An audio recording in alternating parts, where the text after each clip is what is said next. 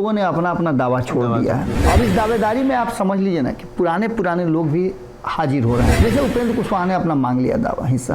आपने देखा होगा कि आरसीपी सिंह गुट भी तैयार हो गया है और उनका भी कहना है कि मैंने लंबे समय तक पार्टी को सींचा है, संगठन को मजबूत किया है, मेरा भी हिस्सा इसमें होता है। ललन सिंह ने कल ही कहा है बात कि मात्र 2 ही लोग हैं। नमस्कार, मैं प्रिंस और ये है रातों रात, जिसमें दिन भर की सबसे बड़ी खबर होती है, जो कि जिस पे हम चर्चा करते हैं। और चर्चा करने के लिए हमारे साथ बाबा हैं और बाबा से जानेंगे कि आखिर इस खबर की क्या तह तक और क्या इसमें सच्चाई है। पहला बात मेरा खबर है कि जदयू अब 4 भागों में बंट जाएगी।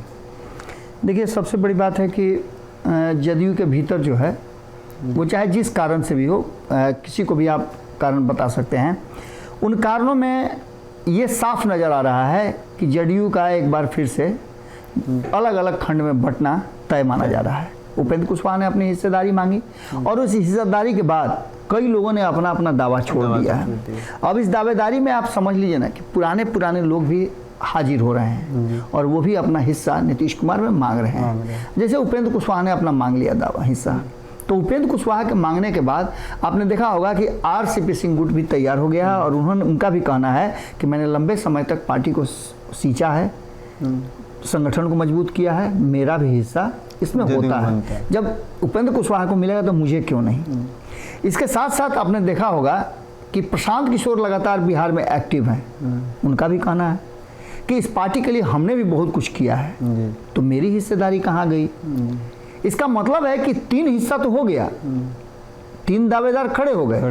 जदयू में ऑलरेडी एक दावेदार जो कि नीतीश कुमार के काल से चलाया रहा है, नीतीश कुमार को लौकुश का नेता बनाने वाले और लौकुश का कुर्मी चेतना रैली कराने वाले सतीश कुमार अलग से दावा कर रहे हैं। और यहाँ तक कि नालंदा से खदेड़ने की भी तैयारी शुरू हो रही है कि मेरा हिस्सा नहीं देंगे तो हम नालंदा में उनको टिकने नहीं देंगे।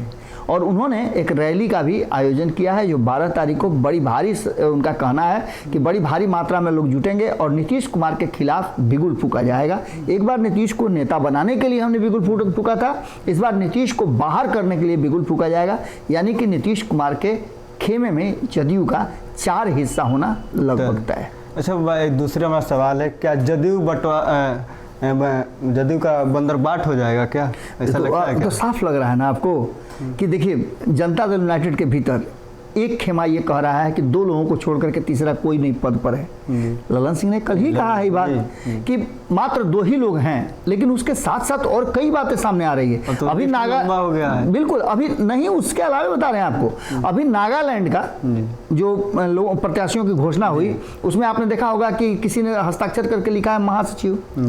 तो इसका मतलब यह है कि नहीं, जदयू में सेलेक्टिव पद हैं, सेलेक्टिव लोगों को बाहर का रास्ता दिखाया जा रहा है। इसका निश्चित रूप से एक बात तो तय मान के चलिए कि कल ही मैं पंचनामा में देख रहा था, नमन मिश्रा जी इस बात को बता रहे थे कि कितने लोग जो हैं किसके संपर्क में हैं और क्यों संपर्क में हैं, भारतीय जनता पार्टी क्या कर रही है। यानी कि जदयू को खंड खंड तोड़ करके जदयू में, आप बंदर वाली कहानी जानते होंगे ना, बंदरबाट से तात्पर्य वही है कि एक बिल्ली 2 बिल्लियों को रोटी मिली, रोटी का एक टुकड़ा मिला तो सोची कि भाई इसमें कैसे हम लोग बंटवारा करें, तो बंदर के पास गया और बंदर के पास गया तो बंदर ने क्या किया कि आधा के जगह पर आधा कम आधा बेसी जब रखता था तराजू पर तो थोड़ा झुक जाता था, तो कहता था कि अच्छा इसमें थोड़ा झुक गया, इसमें तो थोड़ा सा खा लेता था और तो दूसरा छोटा हो जाता था। ऐसे करते करते सारा रोटी जो है समाप्त हो गया। इसका सीधा मतलब है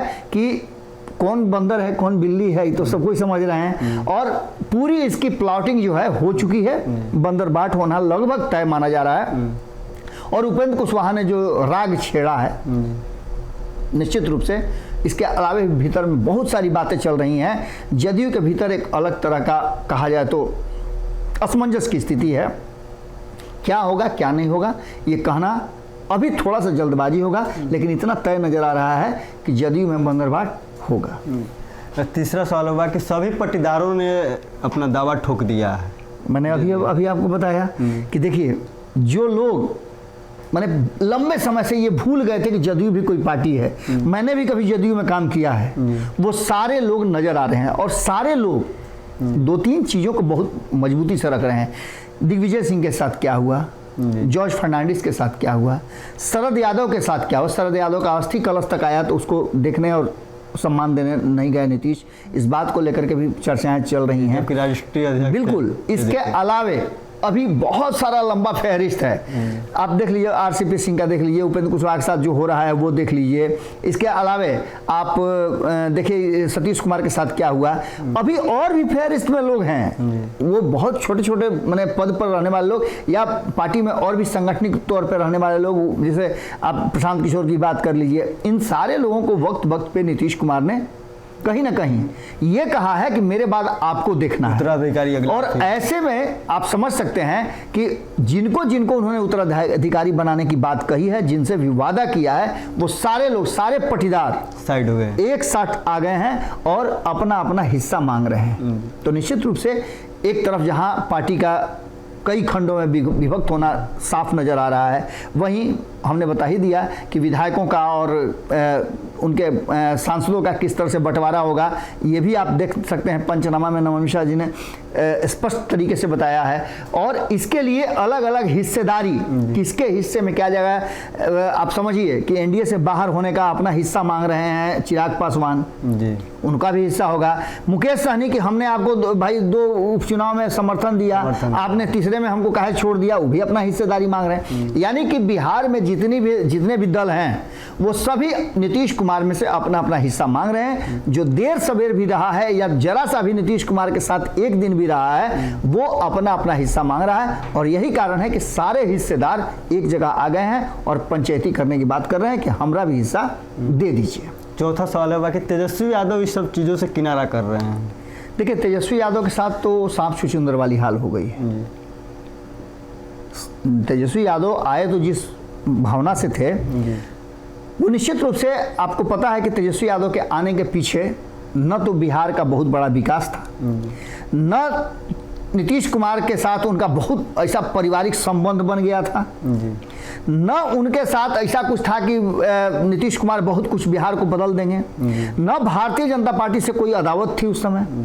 सीधा बात था कि तेजस्वी यादव को बिहार का मुख्यमंत्री बनना था और इसी झांसा के साथ उनके साथ एग्रीमेंट हुआ था। उस एग्रीमेंट में अब भले ही ललन सिंह ये बात कह रहे हों कि कोई एग्रीमेंट नहीं हुआ था, कोई ऐसा डील नहीं हुआ था, हम ललन सिंह की बात मान लेते हैं। लेकिन ललन सिंह की बात मान लेने से जगदानंद सिंह का वो बयान नहीं बदलता है जिसमें उन्होंने कहा था कि 2023 जनवरी में तेजस्वी यादव मुख्यमंत्री बनेंगे। इसके अलावे इस बात से भी इन मुंह नहीं मोड़ा जा सकता है कि अगर कोई एग्रीमेंट नहीं था तो नीतीश कुमार जी ने ये क्यों कहा कि 2025 में तेजस्वी यादव को महागठबंधन का नेता हम लोग घोषित करेंगे।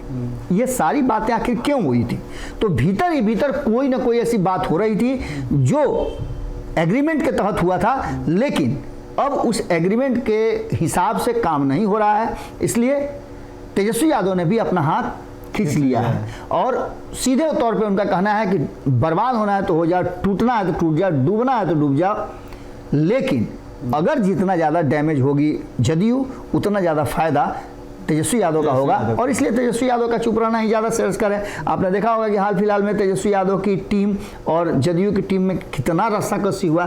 कई ऐसे मुद्दे हैं, कई ऐसे बयान हैं जिन बयानों पर एक दूसरे को हमला किया गया।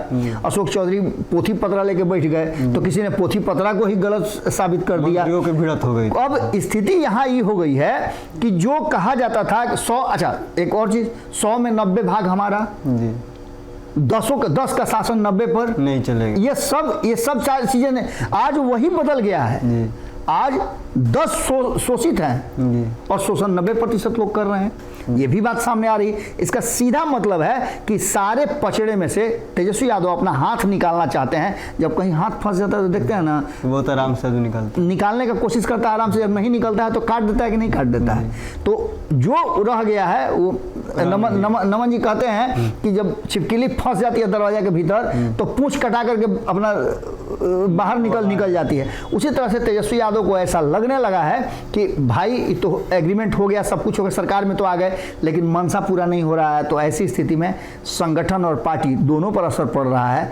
ऐसी स्थिति में अगर जदयू टूटती है तो टूटे, उसका फायदा तो इन्हीं को मिल रहा है, तेजस्वी यादव को ही मिलेगा। आपने देखा बाबा से जाना कि सभी मुद्दों पे कि बाबा की राय क्या थी और विश्लेषण करके बाबा बहुत खूबी बताएं, सबकी अंदर की बातों को बताएं। इसी तरह के तमाम जानकारियों के लिए आप भारत लाइव देखें। ये है रातों रात। अगर ये वीडियो पसंद आई और वह बिहार के राजनीति और बिहारियत से सरोकार रखेनी तो सब्सक्राइब बटन दबा के चैनल के सब्सक्राइब कर ली। ओजे एगो घंटी बा, ओकरा बटन दबा देला से कुल सटीक और मारक खबर रुआ मुफ्त में मिल जाई। अगर रुआ पत्रकारिता के हमनी के नया प्रयोग में सहयोग कर चाहतानी तो ज्वाइन बटन दबा दी। पेटीएम नंबर नोट कर ली 9386816700। धन्यवाद।